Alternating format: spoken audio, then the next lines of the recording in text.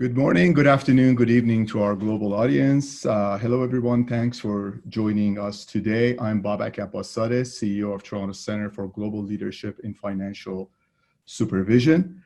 I'm very happy to welcome more than 30 agencies and 40 countries that have joined us, ranging all the way from Botswana to Zambia and many countries in between. So we pretty much covered most letters of the alphabet. Welcome to the fourth episode of our Pandemics and Financial Inclusion. Before I introduce our speakers, I'd like to wrap up a little bit about what we've learned over the past three sessions so that the observations are more crystallized. More than 1.7 billion people worldwide remain unbanked, and the majority are women. Crises disproportionately affect the poor.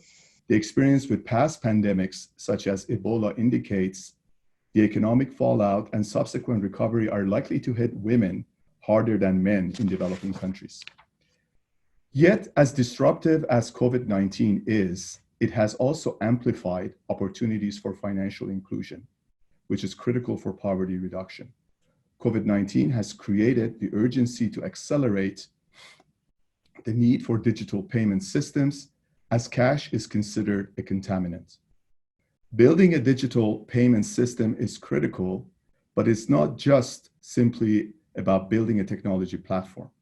It requires an enabling environment with risk-based policies and supervisory frameworks to ensure consumers and other stakeholders are protected and safe from cyber attacks, privacy breaches, and money laundering. You also need to ensure regulators and supervisors are properly trained. This is where Toronto Center plays an integral role by providing much needed capacity building for supervisors and regulators in partnership with our various partners.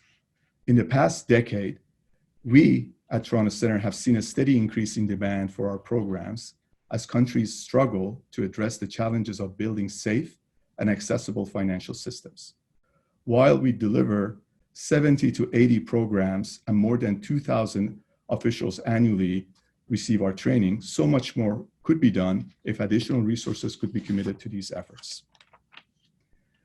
In today's episode, we sit down with two special guests to cover financial sector regulation and supervision, as well as the financial inclusion dimensions of this challenge. We circulated their bios to you in advance, and in the interest of time, I won't read them. Dr. Ernest Addison is the governor of the Central Bank of Ghana and a prominent member of the international community of central bankers. I should also note for our Canadian audience, he received his PhD from McGill University, where my daughter just began her studies last year. Chris Calabia is our special guest, Senior Advisor, Supervisory, Regulatory Policy, Financial Services for the Poor at the Gates Foundation. He's also the former SVP at the New York Federal Reserve Bank. Hello, gentlemen. We're glad you could join us today. Welcome. Thank you. Hello. Hello. Finally, I would like to thank our funders, Global Affairs Canada, the Swedish International Development Cooperation Agency, IMF, USAID, Jersey Overseas Aid, and Comic Relief, without whom we couldn't bring you this program and any of our capacity building efforts. Before we start, I know that many of our viewers have questions, and we have allotted time for answering your questions. Please use the Q&A function in Zoom and type your questions as soon as you can so that you can get into the queue. Gentlemen, I want to address a question to both of you. World Bank literature has highlighted that financial crises can throw millions into poverty. That shouldn't be a surprise. So all good efforts on financial inclusion can just go out the door with a major financial crisis. We still have fresh memories of the 2008 financial crisis, as well as other global and regional crises. But this one obviously feels different. So Governor, let me start with you. What is different in your view about this crisis? Well, thank you very much. This COVID-19 crisis is different, first and foremost, because it's a health crisis, and a health crisis that has led to an economic crisis, which is impacting people's lives and ending up also in a livelihood crisis. And I say so because even though Ghana does not have that many cases, we have about 6,000 cases of COVID-19 the mortality rate has also been low, it has impacted the economy. It has impacted in terms of the measures that the government had to put into place to deal with the COVID. We've had a lockdown for nearly 3 weeks, and we have restricted movements, and significant parts of our economy has been impacted on by this crisis. So we are seeing slower economic activity. We are seeing informal sectors where people depend on going to the market every day, not being able to do that, and therefore not being able to earn an income. Now, if you are living on a day-to-day basis through selling a product in the market and you are not able to do that because of the need for social distancing, that impacts on your ability to earn a living. So this is a crisis that goes beyond the issue of the economy, which it has, even in terms of our financial flows into our reserve flows as a country. We have seen the numbers go down. And apart from the macro impact, the impact on the government finances is also there. Government revenue flows have gone down, but on the expenditure side, the government has had to implement some COVID-19 related expenditures to, in a sense, cushion the citizens against some of the hardships that we are facing.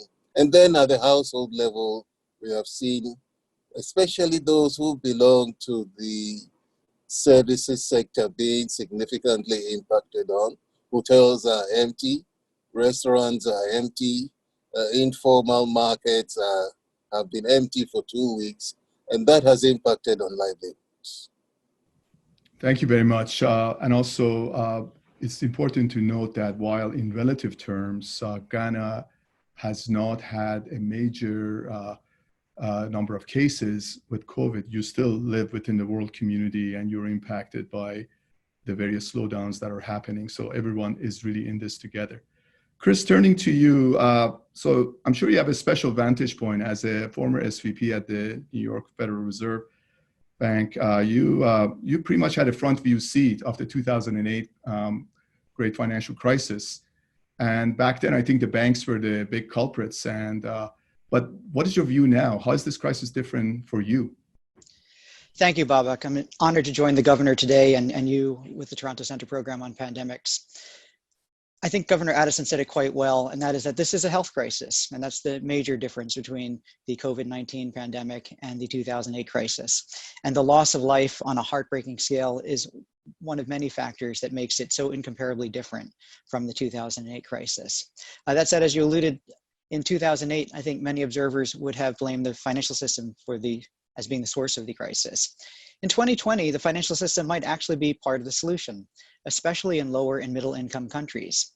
And Babak, as you said in your opening remarks, the costs of pandemics and these types of crises often fall heavily on the poor, women, and the unbanked and others. And if we can improve the ability of the financial system to serve society's most vulnerable members, their financial needs, women, the poor, and the unbanked, we may be able to help mitigate the economic hardships that they would otherwise endure. We might strengthen the government's responses to the pandemic, and this in turn could lead to better health outcomes as well. Those are, of course, the short-term benefits of making good decisions by supervisors and central banks and governments. But we should remember from the 2008 crisis that there are long-term benefits as well sometimes from crises, in terms of the response to the crisis, excuse me, not from the crises themselves, but the responses to the crises. And we know that in 2008, we introduced some new tools. And so for me as a frontline supervisor, one of the most important tools that we introduced in 2008 was the development of stress testing, a new tool that allowed us to look forwards and to imagine how banks' balance sheets might perform if we couldn't flatten the curve, if you will, of rising losses across so many different asset classes and rising unemployment. And even after the financial crisis, we found stress testing to be a useful tool, especially for larger banks, because it allowed us to look forwards rather than to look back at past results. And so I think that as supervisors and central bankers think about their responses to the pandemic, they should try to think strategically as well and recognize that some of the decisions that they make could leave the financial system in a stronger position and make it a more inclusive financial system as well. Chris, and also it's important to keep in mind that there's a lot of discussion today about going back to reopening. Many US states are beginning to talk about that and some other countries as well. But if you really think about it, it's really trying to embark on a new normal. I would like to ask my colleague Diana to please put up a notice of an event that we are organizing. It's basically supervising the new normal. In some ways, it's kind of insensitive to talk about recovery so soon when the death rates are still climbing, albeit at a slower rate. But there are a lot of challenges here. So I encourage our viewers to also tune in to our next session, which is on May the 26th. We have 3 prominent speakers, a senior official from the WHO, the chair of our board, Dr. Stefan Ingves of Riksbank, and Socorro Heisen, the head of supervision in Peru, who's also a member of our board of directors. We'll delve into those issues. And as Chris said, we have to look forward into a new system, but perhaps it is a new normal. Thank you very much, Diana. Governor, turning back to you, looking at the current situation, with COVID-19 pandemic spreading globally and central banks responding to the situation by taking different regulatory measures, what policies and supervisory decisions have you taken to reduce its impact on the financial sector and businesses in Ghana? And while you answer that question, you're also plugged into the community of central bankers within Africa and elsewhere. So if any other broader observations you have, we very much would welcome that. Thank you. Thank you very much. No, I think our response in Ghana is not different from what the global monetary policy response has been. First, to try to reduce our policy rates. We've reduced our policy rate from 16% to 14.5%, hoping that that would signal an easing of monetary policy.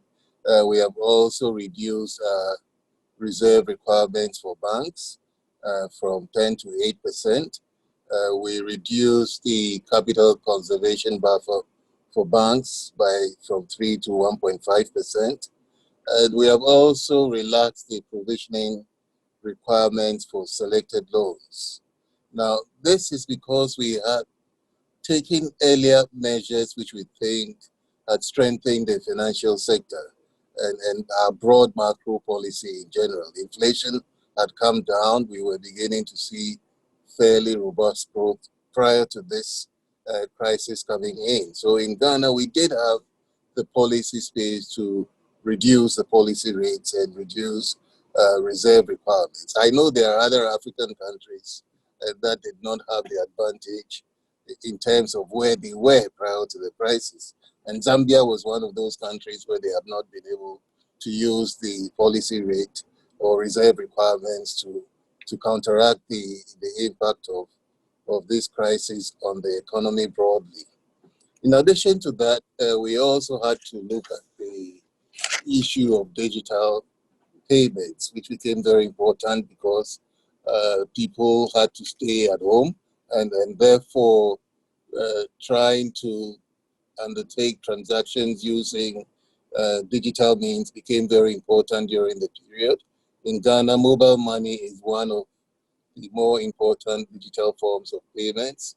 So we decided to increase mobile money wallet transactions and waive some of the charges on mobile money accounts. Below transactions that were below 100 cedis, for example, were made free. And that we thought had a major impact on financial inclusion, because quite a lot of people without bank accounts in Ghana do have mobile money accounts. And therefore, being able to reduce the charges, in a sense, facilitated that segment of the sector. In addition to that, we also asked banks not to pay dividends for 2 years, that is 2019 and 2020, in a sense to conserve capital in anticipation of an outlook in which loans might not be performing effectively. We do foresee a situation where impairments to credits in the financial sector could be higher, and therefore we requested the banks to conserve capital in that sense. The banks themselves were also asked to give some moratorium on debt servicing. So we've had 6 months debt service moratorium for customers of banks and then for customers that are operating particularly in the service sectors and the hospitality industry. So a broad range of policy measures aimed at first dealing with the macro part of it, and then also trying to ease the burden of transacting digitally. Thank you very much for laying that out, and I'm sure we're going to come back to that again. Chris, you bring an interesting perspective. We did talk about your supervisory background and also obviously at the Gates Foundation. So COVID-19 has created particularly challenging times for developing economies that the Gates Foundation works with. How can supervisors and central banks best address these challenges? So Babak, as you may know from the press, many central bankers and many supervisors will emphasize the need to stabilize the financial system in the short run. And I think that's completely appropriate. We want banks and other types of financial service institutions to operate normally, as normal as possible, to safeguard depositor savings, and to continue to serve as an intermediary of credit to businesses and consumers in the marketplace. And when financial institutions do those jobs well, that can help to mitigate the impact on vulnerable populations. There are, though, three areas, I think, where many supervisors, including in Ghana, are focusing attention as well. And Governor Addison alluded to some of these points as well, and I'm happy to emphasize them a little bit more detailed. And so first of all, as the governor mentioned, there are people still in many countries, about 1.7 billion people worldwide, who lack access to a financial services account of some kind. And we need to enroll more of these people into financial services accounts so that they can benefit from financial services during the pandemic, and then also from government-related programs. And so, for example, some governments are making cash transfers or COVID-19 related relief payments to their citizens who've been furloughed, or to small businesses and so on. And in order to receive those payments, digital financial payments can be a very safe and effective way of getting them. It reduces the need for individuals to line up in large crowds at, say, government offices or bank branches and so on, and reduces the need for them to be in close proximity to each other during the time of a pandemic.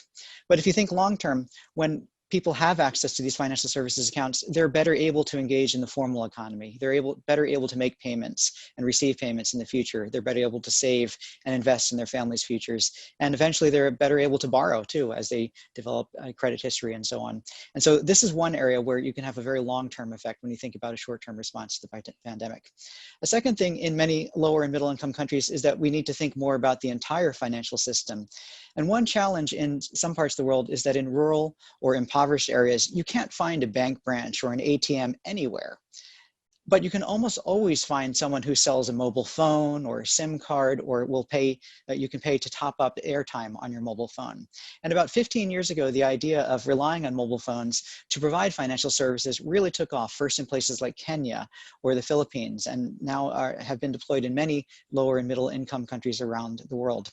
And one very important part of these mobile money or mobile wallet transactions is that it's difficult to get cash into the system or out of the system if there isn't an access point nearby. And because there are these stores that sell phones or people who sell airtime, in many countries, these third parties are allowed to receive funds from consumers and then deposit them into digital accounts on their behalf. And these third parties are called agents. And the pandemic, I think, is renewing attention on the need to ensure that there are agents and they can function in the marketplace. Many countries are beginning to recognize them as essential workers, meaning that they can work during the pandemic and provide cash in and cash out services to people who rely on mobile wallets and so on. But that also means that they need access to health information, and in some countries, simply soap and running water or clean water, so that their customers can wash their hands when they come in to deposit cash or to withdraw cash. So thinking a little bit more about the incentives that exist for people to become agents and making it possible for them to serve their function is important both during the pandemic and afterwards. The last area I'd mention is that, as you know very well from your work at the Toronto Centre, supervision is an intensely hands-on profession. We spend a lot of time sending people out into firms to look very closely at their books and records, to interview people, and to conduct on-site inspections and so on. And in a pandemic, you don't want to do that necessarily. You don't want to deploy people into the field. But a challenge is that in some countries, financial institutions have difficulty getting the information to the central bank or to the regulatory authority because they don't have electronic ways of or the capacity to upload, say, regulatory returns and reports to the central bank or to the supervisory authority. And even in those countries where they can do that, in some cases, the central bank staff or the supervisors may not have the ability to access those records from outside of the central bank, from home, if they need to work from home. And so the investments that supervisors and central banks are making today to develop things like secure web portals or APIs that allow financial institutions to upload data straight into the systems of the central bank or supervisory authority, and the investments in the telecommunications infrastructure to ensure that people can work remotely, and including supervisors and central bankers from home when necessary. These are things that will pay dividends in the long run as well and lead to a more efficient and potentially more effective approach to supervision and a healthier financial system after the pandemic. Thank you very much, Chris. You laid the waterfront out really, really concisely, and I really appreciate that. A couple of observations on the points you made was in one of the earlier episodes, our good partner, Greta Bull of CGAP, was mentioning to me that this getting payment to people is so challenging that this one world government has decided to mobilize their military to actually take bundles of cash and hand them out to people, right? So we see to the extremes that people go. So what you say is very appropriate. One of the points I want to touch base on was, you mentioned supervision is very much a hands-on business. We call it a relationship business. It's very true. And there's a lot of challenge. And we have been able to offer a lot of virtual programs and trainings for supervisors, and including helping them do virtual on-site supervision as well. So it's something that is really ongoing and is very appropriate for the times. So thank you for laying this out. Governor, if I can turn back to you, please. How has COVID-19 influenced your thinking about financial inclusion globally and nationally? And what do you see as some of the priorities for supervisors in this space under these difficult circumstances? No, I think that the COVID-19 experience has made it more important for us in terms of the digitization of the Ghanaian economy. This has been a major priority of the government, and particularly in the area of digital payments. The Bank of Ghana has been at the forefront, where from a branchless bank guidelines, we now have a full Payments and Services Act, which allows for fintechs to be licensed to participate in the payments systems landscape. As I said earlier on, mobile money, it's one of the areas that we have made a lot of improvements. It's a major form of payment in Ghana. Most of our informal operators operate using mobile money. And we have seen the mobile money transactions nearly double during this period that we have had a lockdown in Accra and the major cities in the country. At the same time, we had seen cash transactions go down. So it became very clear to us what the substitution between, cash and digital payments, obviously because the cash itself was seen as a source of risk, as the virus can be transmitted through cash. So we are focusing very much on our digital agenda, trying to even make it more inclusive and allow that to rope in a lot more of informal market operators.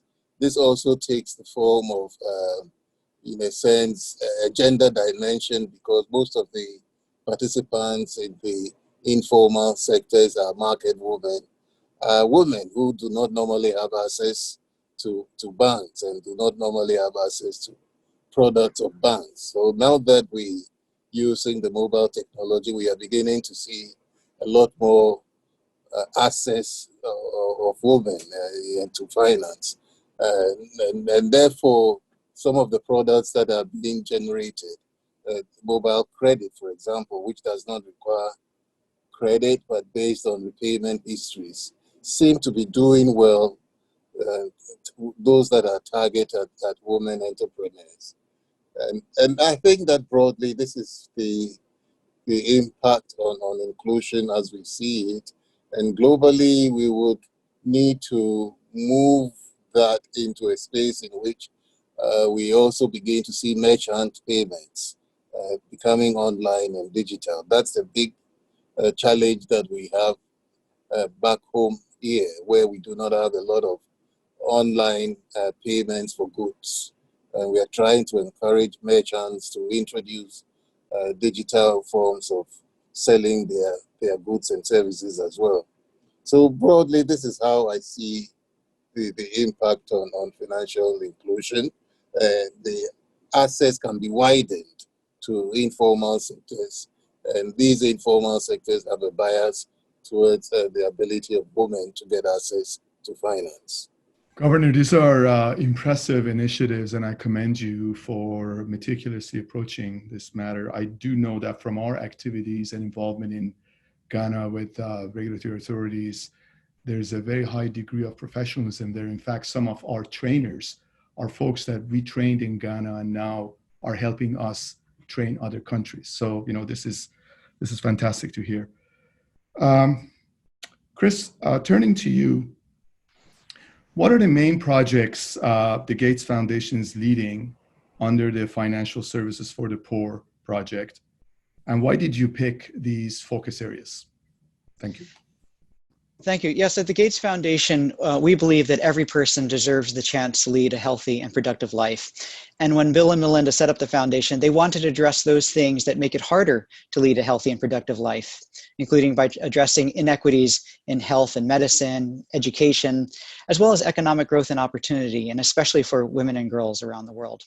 And there's a growing body of research, Babak, that shows that when you have access to appropriate digital financial tools, you're better enabled to lift yourself out of poverty. And when crises struck, as you mentioned from the World Bank research that you've reviewed, you're more financially resilient. You and your family are less likely to backslide into poverty if you have access to appropriate tools. And the most powerful tools for financial inclusion in many countries have been digital payments platforms. And so we focus on three areas in particular to promote digital financial inclusion of women, the poor, and the unbanked. And so the first area is that we emphasize the adoption of an appropriate regulatory framework that enables and properly supervises digital financial services.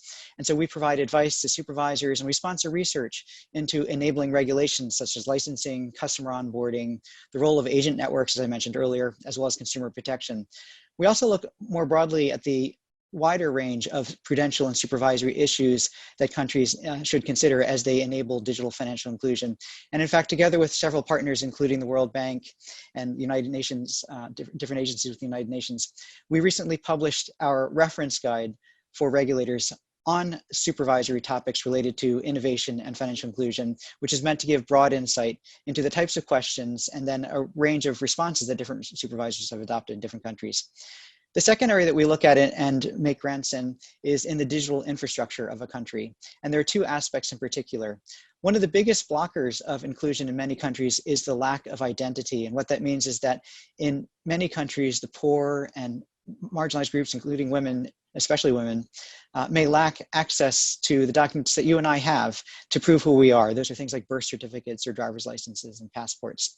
But with digital identities, it's possible for them to demonstrate who they are, and it's easier for them to be able to access financial service accounts. And so, as you may know, and traditionally under customer due diligence requirements, you'd need to bring a full set of documentation to prove who you are, and many poor people don't have those types of documents. But the Financial Action Task Force, the global standard setting body for anti-money laundering, has recognized that an overly strict approach to customer due diligence can lead to exclusion of the poor. And since about 2012, they've encouraged supervisors to think about risk-adjusted approaches to those standards, including the use of what's called simplified due diligence when you're looking at low risk but vulnerable consumers in terms of opening accounts for them. And so simplified due diligence is one of the areas that we look at in identity, as well as thinking about how to promote modern digital identity systems in response to research into design choices that governments can consider. And we have an open source platform as well that we have developed with other partners that could form the basis of a modern digital identity system. The other side of the digital infrastructure is looking at the payment systems itself. And we advocate for the adoption of modern payment systems that enable the use of digital payments by the poor. And we have developed an open source payments platform called Mojaloop, based on a Swahili word for one or together. And Mojaloop is a reference architecture for supervisors and for financial institutions to look at and to consider adopting, or to look at the principles that make it possible for people with very low value accounts to make small transactions in a modern financial system. And so we advocate very strongly on behalf of these interoperable digital payments platforms, and recently announced a very exciting partnership with Google and with other technology providers and donors to promote more research and support for these types of digital platforms that are interoperable and open to the poor. And finally, the last area that I would emphasize that we focus on are all the use cases for digital financial services. Having a financial account that lies dormant most of the year probably isn't improving your life or making it possible for you to lead a healthy and productive life. And so we want to make sure that there are lots of good uses for financial services when they're offered in country. So we encourage and sponsor research and experiments into digitizing wages for workers. We encourage governments to consider making social welfare payments to their citizens using digital means to increase efficiency and reduce corruption, and ensure that people receive the payments that they are due. And we encourage merchants and the development of merchants acceptance networks for digital payments so that it's easier for people to make use of digital cash and easier for farmers to bring their products to market and receive payments digitally when those things exist. Thanks, Chris. These are certainly a comprehensive array of services and activities that you are working on and Gates is doing. But it's interesting, given where we come from, it's very refreshing for me to hear the perspective and the words that you're using for supervision. I feel like we don't need to use Google Translate to talk to one another as one supervisory training agency to someone from. So to that extent, the Gates Foundation should be commended to have someone like you with that expertise there. And I want to point out that IMF research suggests that risks to financial stability increase when access to credit is expanded without proper regulation and supervision. Therefore, investing in high-quality supervision can pay big dividends as financial inclusion expands. So obviously, the veracity of this statement for the mission of Toronto Centre is self-evident, but it's very useful to hear that echoes of this also exist in some of the things that you were talking about. Governor, coming back to you, according to the World Bank, despite an increase in overall access to financial services, women are less financially included than men.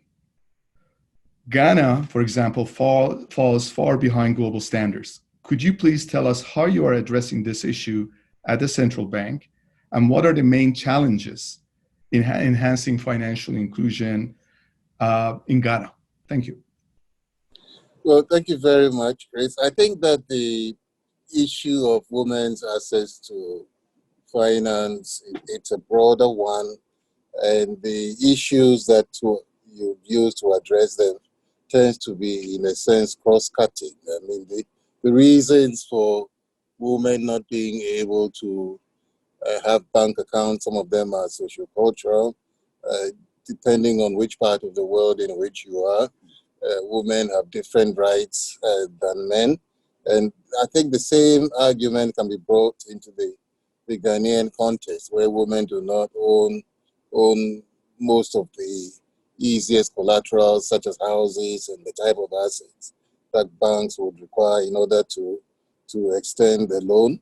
So we have been working broadly, first to try to gather the data that the banks are beginning to submit gender disaggregated data, and then on the basis of the gender disaggregated data that we have, we will be able to more carefully, craft programs which would go to benefit women broadly.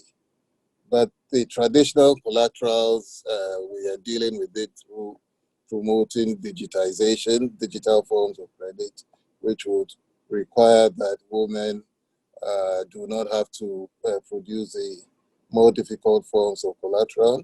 We are also trying to simplify the issue of identity. Typically, the identity problem for women tends to be higher. So we are looking at simplified KYC arrangements, looking at tiered arrangements for identification, and also, in a sense, trying to put into place simplified frameworks for the banks in order to be able to assess lending to women.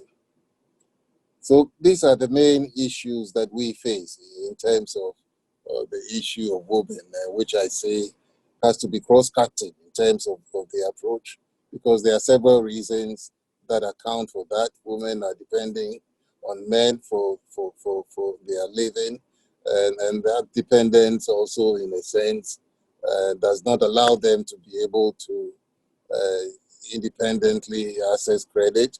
There is the issue of limited literacy for women. Women are not fully literal compared to men. And then the lack of products and services that are also designed to help women. And for us, I think that the database that we are putting together would very much help us in trying to design products and services which would be most appealing to women. Thank you very much. And we also always try to apply a gender lens to activities that we do. And it is very unfortunate that we were not able to have a woman speaker at today's session. It wasn't due to lack of trying, but we will rectify that. So that's something that we're very much cognizant of. And Governor, thank you very much for elaborating on that. Chris, I'm going to pose this question to you, then we go to the audience because there's quite a lot of interesting questions there.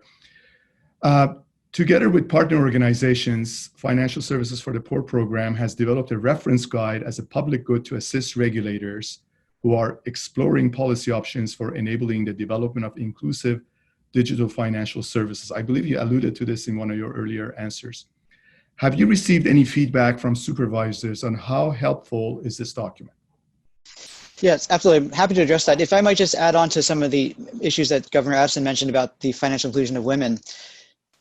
Of the 1.7 billion people in the world who are financially excluded today, about 1 billion are women, and many of them are based in Africa. And so the initiatives that Governor Addison mentioned are so important because countless studies show that when we give women access to financial services and they have their own account, it's a win-win for everyone.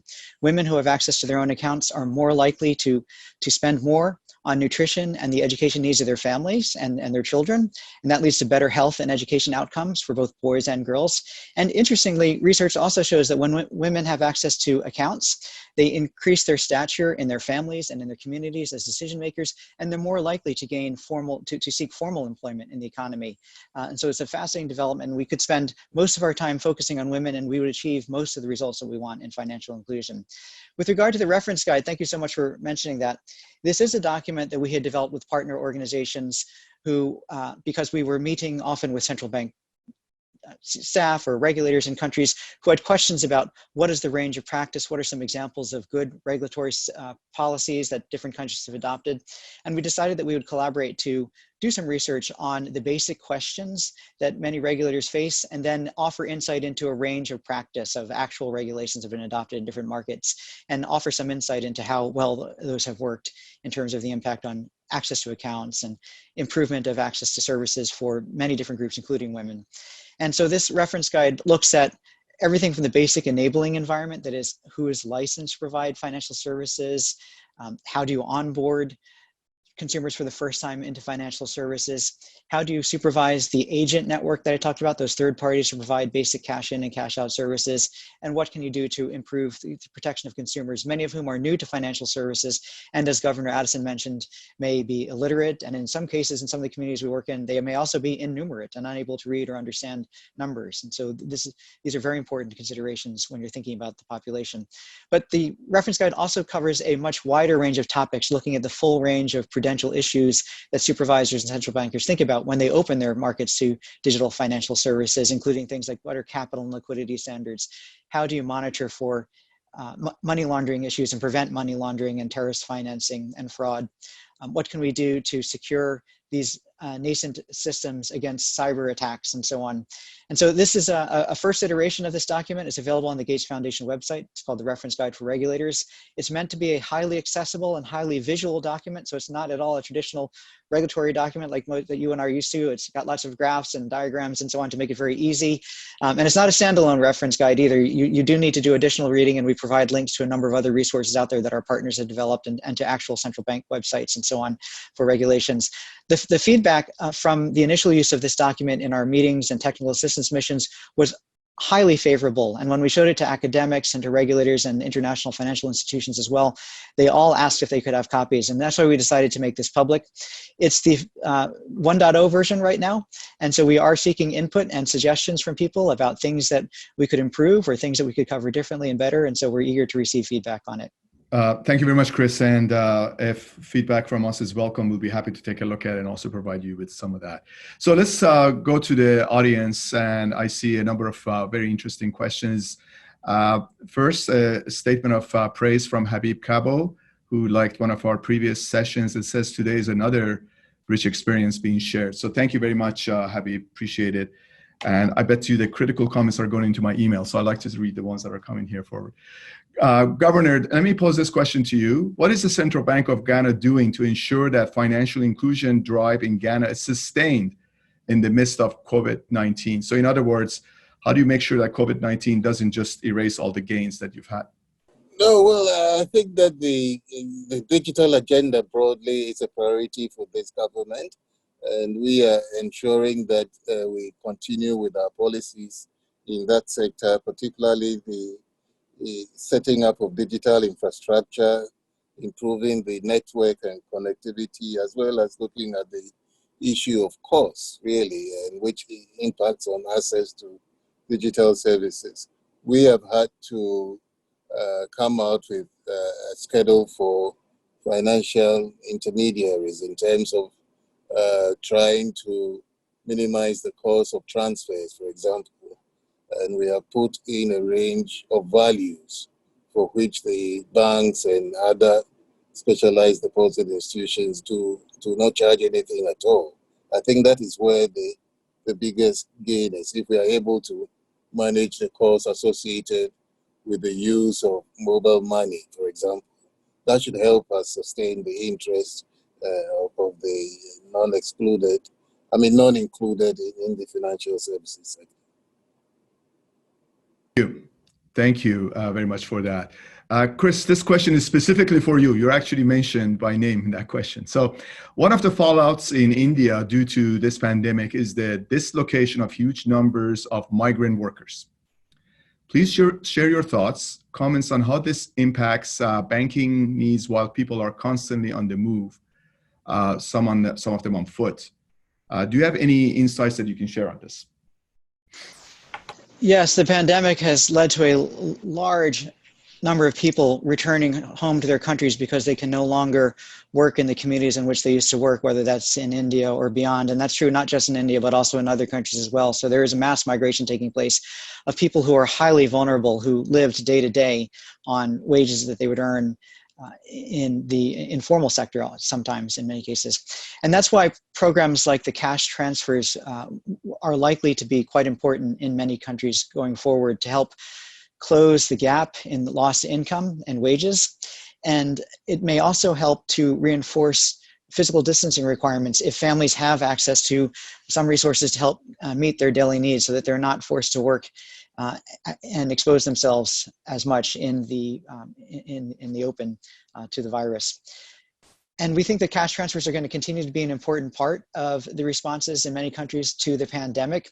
And that's why we think that wherever possible, these should be done digitally. And that's why we emphasize enrolling as many people as possible, as Governor Addison mentioned, into financial services accounts, using appropriate measures like things like simplified due diligence to prevent problems that could emerge.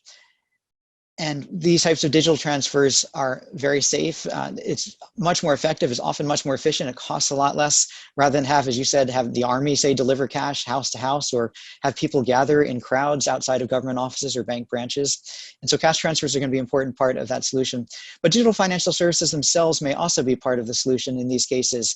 If it's easy for me to make a payment to a friend or a parent who might be in need of help, and that person lives very far from me, digital financial services make that so much easier and make it easy for me to sort of leverage my friends and family network, if you will, and bridge my needs or help others bridge their needs. And so that support can also be quite helpful to families and to individuals.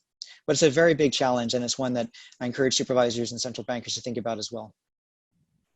Thank you very much, Chris, for that. And this next question is from one of our colleagues, Loretta Michaels. Before I ask her a question, I'm really glad she's on. And one of the last episodes, I compared the two speakers that we had favorably to Jack Nicholson, the American actor who only has one speed. And I don't think Loretta liked that. So my apologies to Loretta on that. And I do think he's a great actor. So coming back to your question, has Ghana's central bank taken any measures specifically aimed at non-bank financial institutions like microfinance institutions? Yes, we have taken a lot of measures, the non-bank institutions.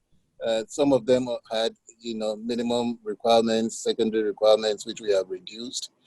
We've also reduced the reserve requirements for rural banks in Ghana also. So all of this is to help improve liquidity that is available to these other financial institutions like rural banks, savings and loan societies. And the Bank of Ghana has also set up a liquidity support arrangement where the bank would be making liquidity available on the basis of collateral to these institutions if they face any tightness in liquidity. And at the same time, we've also been promoting some kind of arrangement between the mobile money companies and the microfinance institutions to give out microcredit. And we have had the JUMO arrangement in Ghana, which has over 2 million customers that are being saved digitally credit, over 2 million customers in the last few years. And these are customers that are, in a sense, remotely being able to access credit at a much lower cost. Chris, I'm going to pass this question to you. It's an interesting question. Looks like the questioner has a logical way of looking at things, logic frame. Is there a correlation between countries with high banked rates and those who trust their governments? So high bank rate, trust government. And is there a correlation between countries with low bank rates and those who do not trust their government? If so, are there different strategies for countries with high versus low trust? Is this something that you've been looking at the foundation and others within the financial inclusion community? So at the foundation, we haven't studied this particular issue to my knowledge. It is an important one because financial services are all about trust, and you want to ensure that people trust the people that they're entrusting, that they're sending their savings to, and that they can trust that the systems will work well for them. And so things like consumer protection regimes are so important, especially when you're introducing new consumers to financial services who may not understand what their rights and responsibilities are.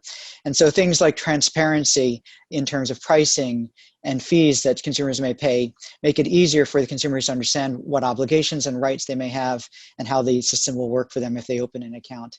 And likewise, having a good means of addressing complaints and making clear how financial institutions are required to receive complaints from consumers, and if those aren't resolved, what access to redressal they may have, and to help from other organizations, whether the civil society or the central bank or consumer protection agency and so on. These are all important measures to promoting trust in financial services, because at the end of the day, financial services is a lot about confidence in the financial system. And if you don't trust the system, you won't want to use an account, and that doesn't then serve the needs that we have in terms of trying to get people access to good tools that will help them improve their lives and to lead healthy lives as well.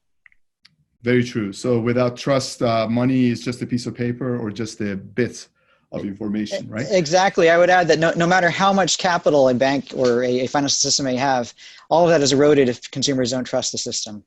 Yeah, and it also ties back into some of the earlier things you were talking about, the fact about mobile operators and others who are coming, which is great. They're expanding access.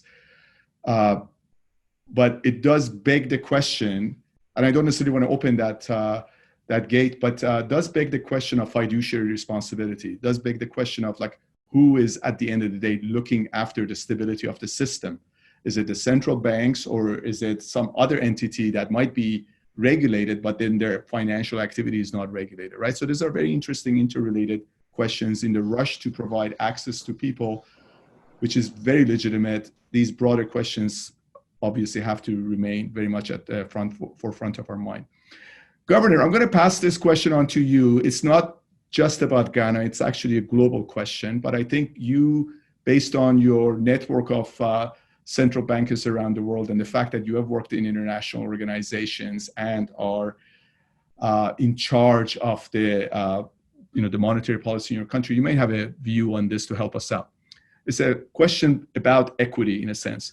During any type of crisis, whether it be pandemic, natural, or financial, the humanity at lower socioeconomic scale, minorities, marginalized populations, and the poor are impacted the most. However, time and time again, 90% of the efforts are directed at capital markets. Why is that? Well, I'm not sure whether that is entirely correct. I mean, if you look at the response to this pandemic, we have focused on the big macro issues. And then we have also focused on the micro and household issues. I mean, if you look at the global responses, this has been targeted at capital markets, interest rate policy responses, etc., in terms of, the ability to stabilize markets and redirect investment and capital flows. That's important at the macro level. But then at the micro level, we have had governments institute all types of programs, particularly to deal with those segments of society that are more vulnerable. Coming to our part of the world, a lot of the government response has been in trying to feed the poor. There has been cash transfer programs that are directed at people whose livelihoods have been disrupted. We have had a lot of other interventions which are aimed particularly at the less endowed in society. And we've seen a lot of the interventions that the government has put into place looking at directing this issue of equity. So my broader response to that is that I do not agree. I think that we have had a balance of addressing the big macro issues that are associated with capital flows, as well as with a focus on the micro part of the problem. Thank you very much for that. It's a good question coming from one of our board members, which starts with "great webinar!" exclamation mark. So, as the CEO of Toronto Center, I'm very grateful for that kind of an opening from one of our board members. But it's an interesting question. Should global standard setters like the Basel Committee, IIS, IOSCO, or even the FSB play a more involved role in promoting financial inclusion? Chris, let me pass this on to you. They already are playing a role in promoting financial inclusion. So under the leadership of Queen Maxima of the Netherlands, who serves as the United Nations Special Advocate for Inclusive Finance for Development, she has convened meetings regularly at the Bank for International Settlements with the major standard setting bodies, including many of the ones that you mentioned, as well as FATF, to talk about how global standards affect financial inclusion.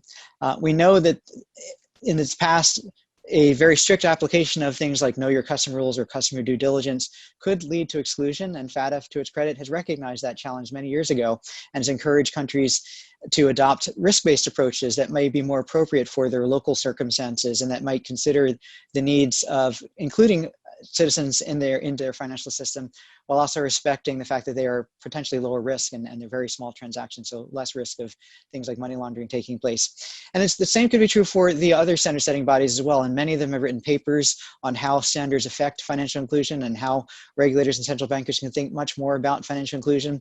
And there's some research, and I'd like to see more, but there's some research that suggests that when more of a population is included, it's easier for central banks to carry out their functions of promoting sound monetary policy and ensuring that the payment systems works well and so on. Like I said, there's more research that could be done here, and I'd like to see much more research done on the link between, say, inclusion and stability, but there is some research that suggests that. But more broadly, the research is hugely compelling that when people have access to appropriate digital financial services, they are more likely to be able to lift themselves out of poverty, and when they're out of poverty, less likely to backslide into it because their financial resilience increases. Just as when we increase the capital reserves for banks, they're better able to weather storms. When people have access to good financial tools and the ability to borrow and save and to make payments to each other and to participate more fully in the economy, they're less likely to backslide and they have greater financial resilience as well. So the standard setters play an incredibly important role here, as do standards implementers, central banks, and regulators. And I'm delighted that there's been a very good dialogue, including at the Bank for International Settlements, as well as at FATF and other organizations and other standard setting bodies. Well, Chris, you're definitely a scholar and a gentleman, because if I was going to answer that question, I would, take off with some of the things you said. But in our experience, sometimes we see two silos, financial inclusion and financial stability, and sometimes they don't really interrelate together. So probably more could be done, but I'm glad to hear that the efforts that they have taken and the goodwill that they're showing is beginning to affect some change here. Governor, a question specifically for you. What are the specific strategies implemented by your central bank to popularize digital payments and increase awareness on risks of using digital payments amongst the low-income groups of the society?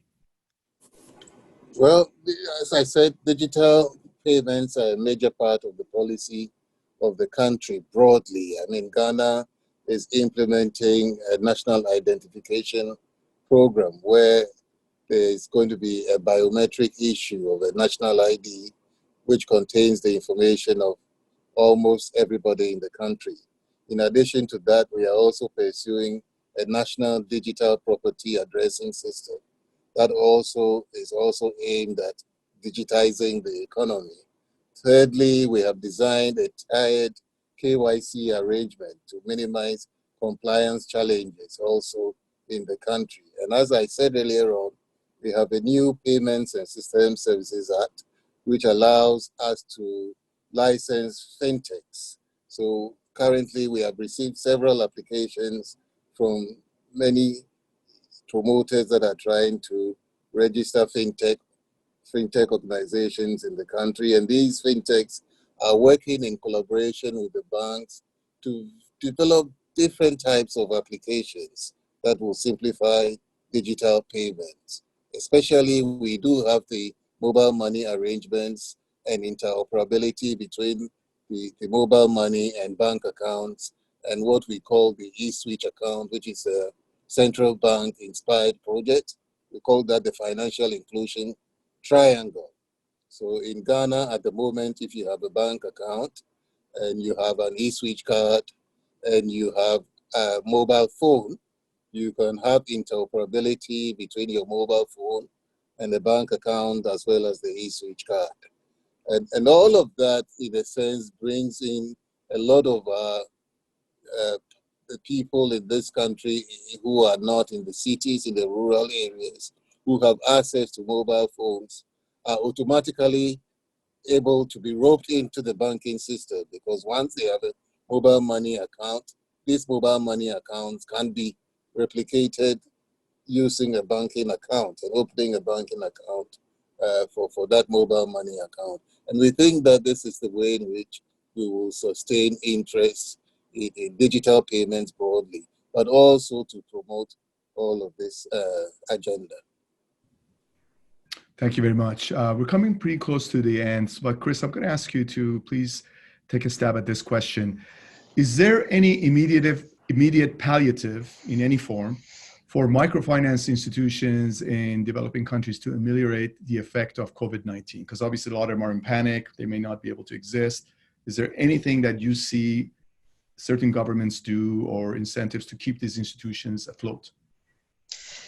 Yeah, that's a challenging question, and I should emphasize that we don't focus a great deal of our work on microfinance institutions. We do work with some, and we do have some insight into these types of issues. I think, first of all, I would look to the responses of many central banks and supervisory authorities in the early weeks of the pandemic, and that was to get information out to the institutions about the health and safety measures that they needed to take and about the need for physical distancing. And then, as I mentioned, in many cases, governments are trying to get soap and water to branches and to agents and so on, so that consumers who come to make deposits or to make withdrawals and so on can wash their hands before engaging in those types of things. So first, access to that information. I think a second thing that I would emphasize is we'd like to see more investment in thinking about liquidity in branches and liquidity of agents. And with modern technology, it seems like it should be relatively straightforward to be able to keep track of, say, where an agent is located, because sometimes these people change their locations. They might be individuals standing on an umbrella who sell airtime and will also take deposits from consumers for these mobile money accounts, or these very small accounts. And with better technology, and we have some experiments in the field currently, it would be easier for providers to monitor the liquidity of these agents, and for central banks to have a better insight into those things. So those are the things that I emphasize, is thinking a little bit about the health and safety measures, as well as understanding better the state of liquidity. Thank you very much. Gentlemen, we're coming to the end almost. I would like to thank you very much for being articulate, concise, and thoughtful, which really made my job very easy. You were very generous with your time and very complete with your answers. So thank you very much. I enjoyed interviewing you. To our audience, my apologies for leaving some questions on the table. That's inevitable, but your questions will not go to waste. these webinars are very important to us in a sense that not only they help raise awareness of the audience, but also, or multi-stakeholder audience, but also they provide important input into our capacity building courses. So we will try to work with your questions in one form or another as we enhance the quality of our offerings, whether they're courses, whether they're guidance notes, or things of that nature. And for those of you in the supervisory community, I know a lot of you have questions about business continuity plans and would like to improve them. Please visit crisis@torontocenter.org.